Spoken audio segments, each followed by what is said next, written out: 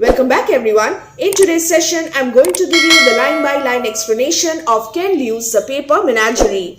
Ken Liu is a Chinese-American author of science fiction and fantasy, as well as a translator and computer programmer. In 2012, his short story, The Paper Menagerie, won the 3 major English science fiction awards, Hugo, Nebula, and World Fantasy Award. And this story is well known for exploring the growth of Chinese American youth in American society. Let's come to this section, learn this section, because from here you will be able to write your introduction or introductory statements. His short story, The Paper Menagerie, is both a work of fantasy. Prepare an answer. The Paper Menagerie as a work of fantasy, or The Paper Menagerie as a fantasy magic realism short story. Prepare an answer. And a portrait of a Chinese immigrant mother's relationship to her American son. So again, prepare another answer, mother-son relationship and race and culture as explored in The Paper Menagerie. These are suggestions, dear students. You will have to prepare long answer questions as well as short answer questions from here. The story revolves around the themes of racism and identity. Number 1, very important. Again, answers, specific answers for these questions. Familial love and estrangement, and art and commercialism. So, portrait of a Chinese mother's relationship to her American son, long answer question.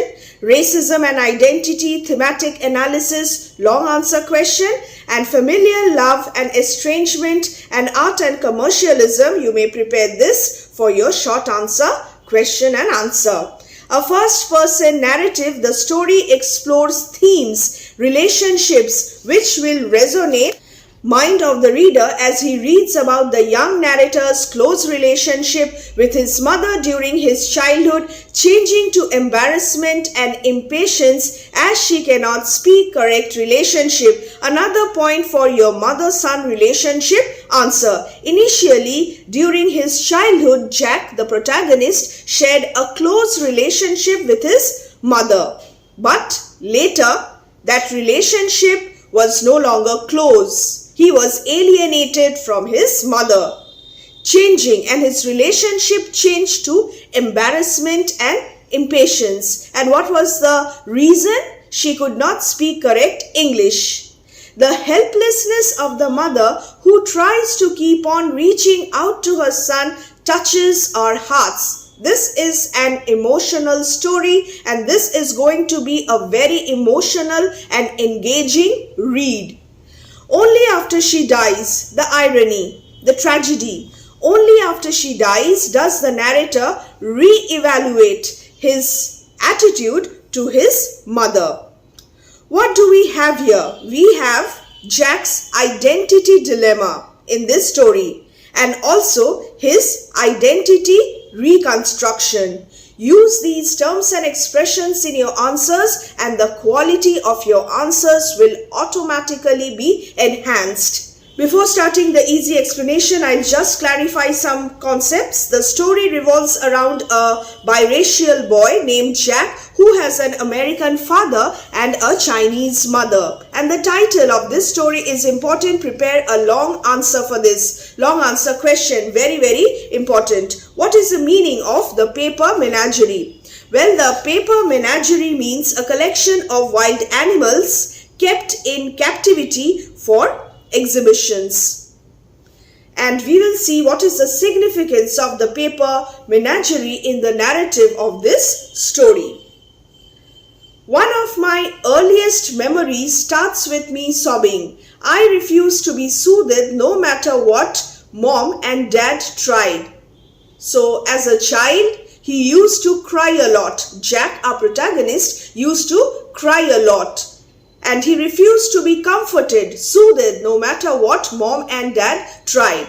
Dad gave up and left the bedroom. What was the reaction of dad? What was the parenting technique of dad? Well, dad used to give up and he left the bedroom whenever he failed to calm Jack down. So he was not patient like the mother. But Mom took me into the kitchen and sat me down at the breakfast table. This is the relationship in the family. Mom never left Jack alone. Whenever Jack was upset or whenever he was just sobbing or crying, nagging, Mom used to take him into the kitchen and make him sit down at the breakfast table. They shared a very close relationship when the narrator was a child, and there was love, affection, and the mother was really patient with her son. This is special, familial bond and estrangement. Remember, we have just read about it a little while ago. Can, look, she said as she pulled a sheet of wrapping paper from on top of the fridge. In order to divert the attention of her son, what did she do? She used to pull out a sheet of wrapping paper from on top of the fridge. For years, Mom carefully sliced open the wrappings around Christmas gifts and saved them on top of the fridge in a thick stack. So, what is the meaning of thick stack? Piling one thing on top of the other. Jack's mother created various origami animals, including Jack's favorite tiger, the Lahu. The animals provided companionship and joy, and they were a unique connection between Jack and his mother. The significance of the paper animals. Prepare this also. What is the significance? What is the symbolism of the paper animals? She set the paper down, plain side facing up, and began to fold it. I stopped crying and watched her, curious what was the impact of mother's activity. She started to make paper animals, and the boy, the child, immediately stopped crying. His attention was diverted. He stopped crying. He watched her, and he was also curious. He was eager to play with the paper animals. So the title, The Paper Menagerie, holds significant meaning in the context of the story. The paper menagerie thus refers to the collection of paper animals created by Jack's mother through the art of jazzy, a form of Chinese paper folding. Now these paper animals not only represent Jack's mother's love and care for the child, for her son, but also serves as a symbol of the connection between Jack and his Chinese heritage. So learn this. Number 1, Jack's mother's love and care for Jack, and also serves as a symbol of the connection between Jack and his Chinese heritage, Chinese lineage. She turned the paper over and folded it again. She pleated, packed, tucked, rolled, and twisted until the paper disappeared between her cupped hands. What was the surprise hidden between her cupped hands? What was she holding for Jack? Then she lifted the folded paper packet to her mouth and blew into it like a balloon. Can, she said, Lahu. Lahu? Look, a tiger, a paper tiger, symbolism of Lahu, Jack's favorite tiger. She put her hands down on the table and let go. A little paper tiger stood on the table, the size of 2 fists placed together. The skin of the tiger was the pattern on the wrapping paper, white background with red candy canes and green Christmas trees. Throughout the story, the paper menagerie plays a crucial role in shaping Jack's understanding of his identity as well as his relationship with his mother. As a child, Jack is fascinated by the paper animals. He is proud of his paper animals, of his paper toys in the beginning. And the paper animals used to come to life and play with him. This is magic realism. What is magic realism? Magic realism is a genre of literature in which there is a blend of magic, fantasy and realism. In the real world, the magical and fantastical elements appear to be normalized. They are blended in such a way. There is an undercurrent of magic and fantasy in the realism of the story. So here we have a little paper tiger standing on the table. So imaginativeness, fantasy, element of magic introduced in the very beginning of the story through the paper animals. The skin of the tiger was a pattern on the wrapping paper. So in real world, wrapping paper is an ordinary commonplace object, but out of the wrapping paper, the mother makes a paper toy which blends magic, fantasy with realism. These are the features of magic realism. I reached out to mother's creation. This was mom's creation, artistic creation, a piece of art, a work of art which came into life as mother breathed her breath into it. Art versus commercialism. Another theme will be explored through the use of these paper animals. Its tail twitched, it came to life, the inanimate object came to life. Personification of Lahu, the paper tiger. And it pounced playfully at my finger. The imaginativeness and innocence of the child, of the young narrator. Roar sa, it growled. Visual imagery as well as auditory imagery. The narrator could hear the paper tiger growl. Fantasy and magic realism. The sound somewhere between a cat and rustling newspapers. I laughed, startled, and stroked its back with my index finger. See how the feelings of the young narrator changed. A little while ago he was sobbing. Nobody could soothe him, nobody could comfort him, calm him down. But as soon as the mother made the paper tiger for him, he laughed, he startled, and he stroked its back with his index finger. He was playing with the paper toy. He enjoyed such sessions with his mother, and such sessions bring out, reveal the close relationship that he shared initially with his mother when he was just a child. The paper tiger vibrated, pulsated under my finger, purring. Jiao Jizi, mom said, this is called origami. I didn't know this at the time, but mom's breath was special. She had a special quality of breathing life into these paper animals. She brought them to life. She breathed into her paper animals so that they shared her breath. And this shows the close connection between the child and the mother. And thus moved with her life. The paper animals came to life by receiving the breath, the life force of the mother. Therefore, such a close bond is there between the child and his paper toys. And this was her magic. This was the magic of Jack's mother. This is innocence of Jack when he was a child.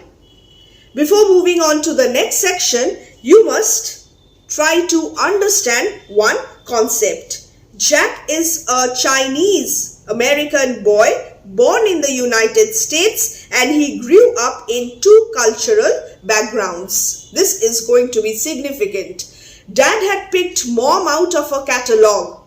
One time when I was in high school, so this incident happened when he was a child and then he was in high school, I asked Dad about the details of their marriage. He was trying to get me to speak to mom again. Something was wrong. Something was wrong between mom and Jack, and the father was trying to get Jack speak to mom again. He had signed up for the introduction service back in the spring of 1973. Flipping through the pages steadily, he had spent no more than a few seconds on each page until he saw the picture of Mom. "I have never seen this picture," and Dad described the picture for Jack. Mom was sitting in a chair, her side to the camera, wearing a tight green silk cheongsam. Her head was turned to the camera so that her long black hair was draped artfully over her chest. So she was perhaps put on display over her chest and shoulder. She looked out at him with the eyes of a calm child. "That was the last page of the catalogue I saw," he said. The catalogue said, according to the details mentioned in the catalogue, Jack's mother was 18 years of age. She loved to dance and spoke good English, ironical, because she was from Hong Kong. None of these facts turned out to be true. The information given by the company mentioned about the mother in the catalogue turned out to be false. So a disappointment for Jack's father. And this was a key element in their relationship. He wrote to her and the company passed their messages back and forth. The mother was being controlled by the company, and the company passed their messages back and forth. Finally, he flew to Hong Kong to meet her. The people at the company had been writing her responses. The messages were not written by the mother because she didn't know any English other than hello and goodbye. You must understand one thing. Jack grew up in American society, which meant that he must be deeply influenced by American ideology. When he came to know that his mother was put up on display, she agreed to put herself into a catalogue so that she could be bought in marriage. This fact was disturbing. This fact was not approved of by the son. He considered it to be inappropriate. The high school me, he was no longer a child. He was in high school. He was learning. He was being influenced by American culture, and that influence made him think that his mother had done something wrong, and therefore he was filled with contempt, and contempt felt good like wine. Instead of storming into the office to demand his money back, he paid a waitress. The father paid a waitress at the hotel restaurant to translate for them. Again, linguistic barrier influencing relationships throughout the story. She would look at me, her eyes halfway between scared and hopeful, while I spoke, trying to understand the language spoken by her husband. And when the girl began translating what I said, she would start to smile slowly. He flew back to Connecticut and began to apply for the papers for her to come to him. I was born a year later in the year of the tiger. So he was born in the year of the tiger, and Lao Hu was his favorite paper tiger. At my request, Mom also made a goat, a deer, and a water buffalo out of wrapping paper. As I told you, this was a very interesting session for the boy as well as the mother when the boy was a child. They would run around the living room while Lao Hu chased after them, growling. He used to play with them. He used to play with them for hours. When he caught them, he would press down until the air went out of them and they became just flat, folded up pieces of paper. I would then have to blow into them to re-inflate them so they could move around, run around some more. The paper animals came to life. So a world of fantasy, magic realism, and imagination. Sometimes the animals got into trouble. Once the water buffalo jumped into a dish of soy sauce on the table at dinner. The water buffalo, an element of fantasy, evoking fantasy and magic realism, jumped into a dish of soy sauce, a very commonplace object found in kitchens. In this way, there is an undercurrent of fantasy in real life things. On the table at dinner, he wanted to wallow like a real water buffalo. It was not a real water buffalo, it was just a paper-made water buffalo. I picked him out quickly, but the capillary action had already pulled the dark liquid high up into his legs. The sauce-softened legs would not hold him up, and he collapsed onto the table. When he was a child, the young narrator did not question the mother about the existence of the paper animals, whether they existed in real or were they just figments of imagination. He did not question them. I dried him out in the sun, but his legs became crooked after that, and he ran around with a limp. Observe how involved the little boy was in this world of fantasy. Mom eventually wrapped his legs in saran wrap so that he could wallow to his heart's content, just not in soy sauce. Also, Lahu liked to trouble sparrows when he and I played in the backyard. The narrator used to play with his favorite paper tiger Lahu in the backyard. MCQ. But one time, a cornered bird hit back in desperation. He is remembering the minute details, flashback. So this technique is known as flashback. He whimpered and winced as I held him. Now, what is the meaning of whimpering and wincing? Just write the meanings of whimpered. Whimpered made a low feeble sound expressive of fear, pain or unhappiness, and winced to draw back or tense the body as from pain or from a blow. The tiger whimpered and winced as the boy held him. He avoided birds after that. And then one day I saw a TV documentary, and now this TV documentary was about sharks, and he was again imagining the sharks. As a child, he entered into the imaginative world of sharks, and he asked mom for one of my own. He wanted mother to make a paper shark for him so that he could play with it. She made the shark, but he flapped about on the table unhappily. Why? Because there was no water. How could a shark possibly exist without water? So the narrator filled the sink with water and put him in. He swam around and around happily. So again, magic realism, fantasy blended with ordinary, commonplace, real world experience. Filling the sink with water, a commonplace activity, and putting the paper shark in it. However, after a while, he became soggy and translucent. After all, it was made out of paper and slowly sank to the bottom, the folds coming undone. I reached in to rescue him, and all I ended up was a wet piece of paper. The playful sessions, the playful activity is important. Mom made a new shark for me, this time out of tin foil. The shark lived happily in a large goldfish bowl. Lahu and I liked to sit next to the bowl to watch the tin foil shark chasing the goldfish.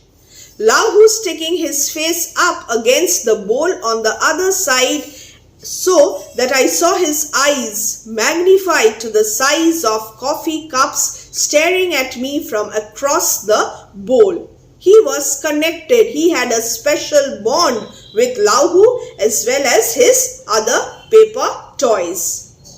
When I was 10, we moved to a new house across town.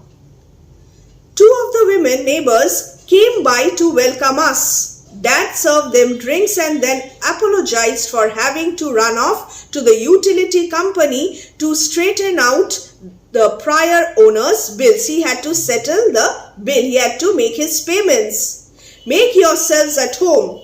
And remember, father was American and the mother was Chinese. My wife doesn't speak much English, language barrier.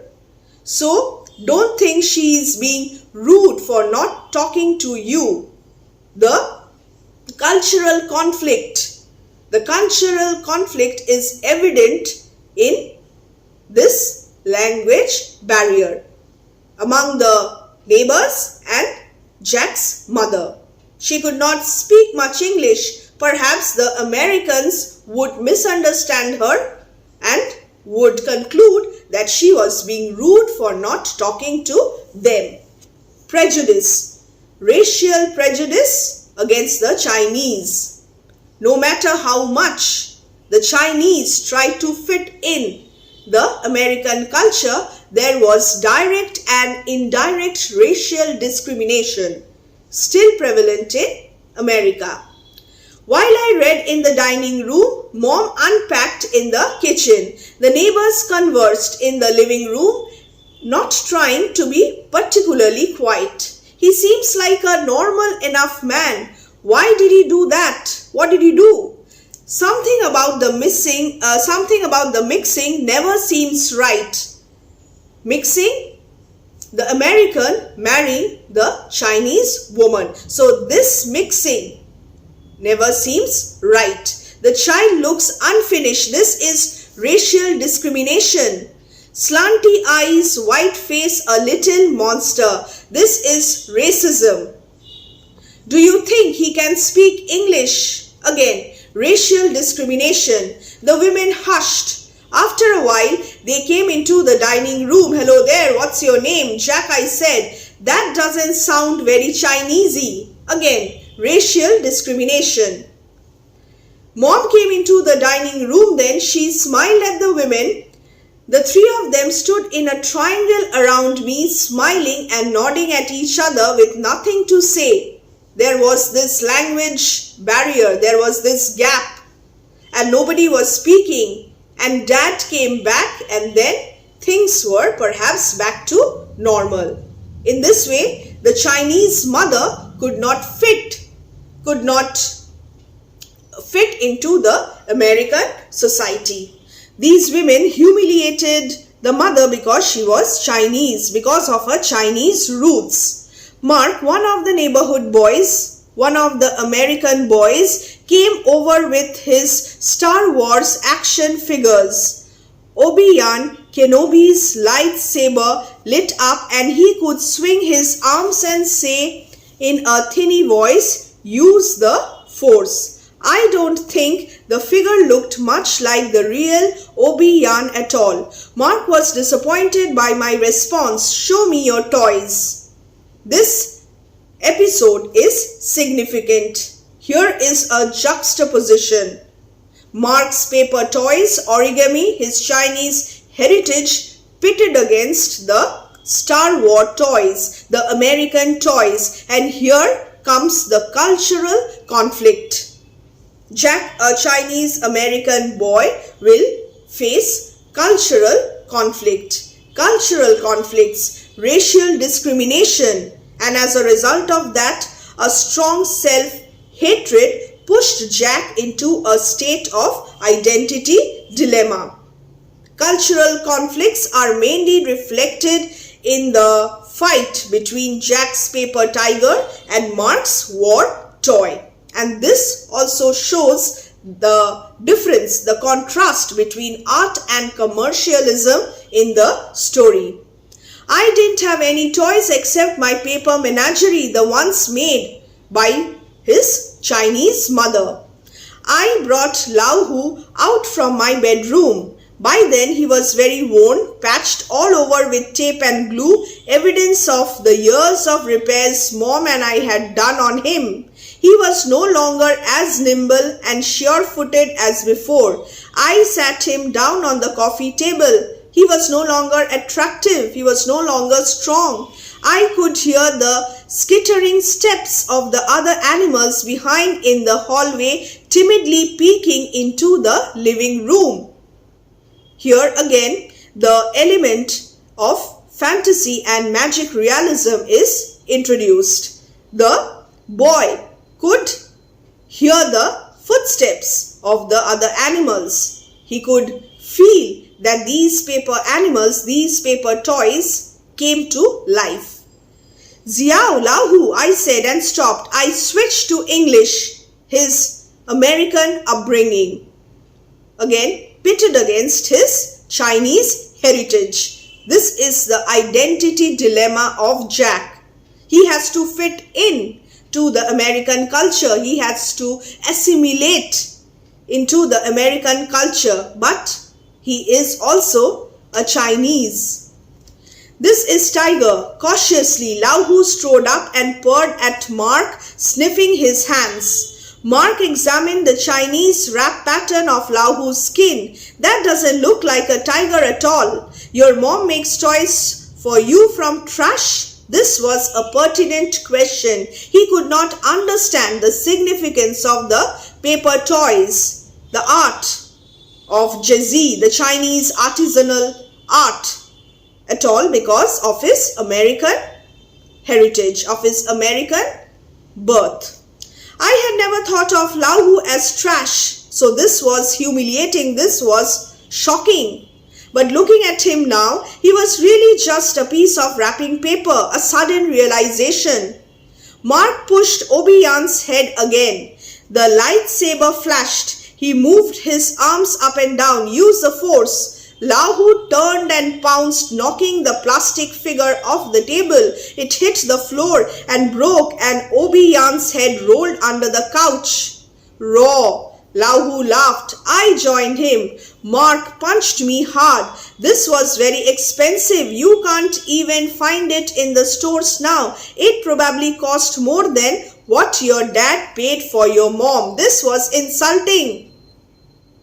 The child, the boy, the young boy in high school had already disapproved of this action of his mother, putting herself into the catalogue for display. And now this humiliation, this insult would affect him more. I stumbled and fell to the floor.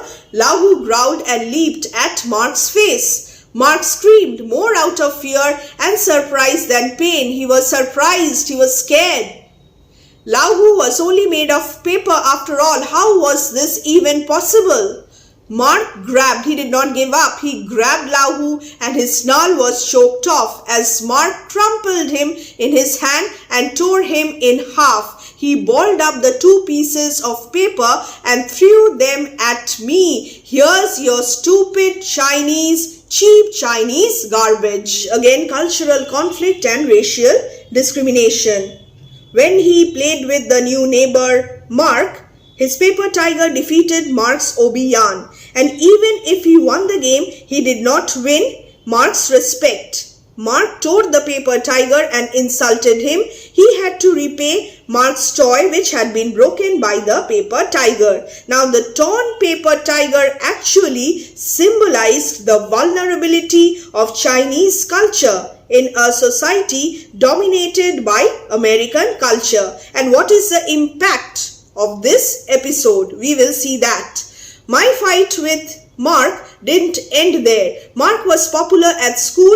I never want to think again about the 2 weeks that followed. 2 weeks of bullying, of ragging, and of racial discrimination. I came home that Friday at the end of the 2 weeks. Zio Ziao Haoma, Mom asked. I hope I have got this pronunciation correct. And the meaning of this, how was school? I said nothing and went to the bathroom. He was alienated from his mother. He was distant from his mother. He did not share his feelings with her. I looked into the mirror. A self-analysis. He looked into the mirror to analyze his position in American society. I look nothing like her. Nothing. At dinner, I asked Dad, do I have a chink face? A Chinese face? Dad put down his chopsticks. Even though I had never told him what happened in school, he seemed to understand. He seemed to understand that his son had been subjected to bullying and racial discrimination. He closed his eyes and rubbed the bridge of his nose. No, you don't. Mom looked at Dad, not understanding. She looked back at me. Shaziao, chink, what does chink mean? English, I said. Speak English. Again, cultural conflict. She tried. What happened? I pushed the chopsticks and the bowl before me away. Stir-fried green peppers with 5-spice beef. We should eat American food. Dad tried to reason. A lot of families cook Chinese sometimes. So in the story, cultural conflicts are mainly reflected in the fight between Jack's paper tiger and Mark's Star Wars toy, and also the language gap. Here, speak English. The language gap between Jack and his mother. Cultural conflicts made it difficult for Jack to recognize his own cultural identity. Jack's mother was born in China, worked as a servant in Hong Kong, and was bought by his American father to be his wife. Due to strange foreign language, cultural differences, racial discrimination, she could not assimilate into American society. She could only hope that her son would speak Chinese to her and inherit the Chinese traditions she worshipped. But that also did not happen. The torn paper tiger symbolized the vulnerability of Chinese culture. I have already discussed this. In a society dominated by American culture. As a result of this event, Jack felt ashamed of himself. He was looking into the mirror, judging himself. He felt ashamed of himself. He was not a pure American. He began to abandon all Chinese traditions he had inherited from his mother, and he strove to cuddle American culture. So before ending, I will just touch upon another theme, and this theme is self-hatred. Self-hatred means that individuals are ashamed of the characteristics of the group they belong to. In a society which is full of racism, Jack was ashamed of his Chinese face and his Chinese mother who could not speak English well. It could be said that racial discrimination made him hate himself. I pushed the chopsticks and the bowl before me away. Stir-fried green peppers with 5-spice beef. We should eat American food. So this was self-hatred. Dear students, in the next video, we will continue with our easy explanation, line by line analysis of the paper Menagerie.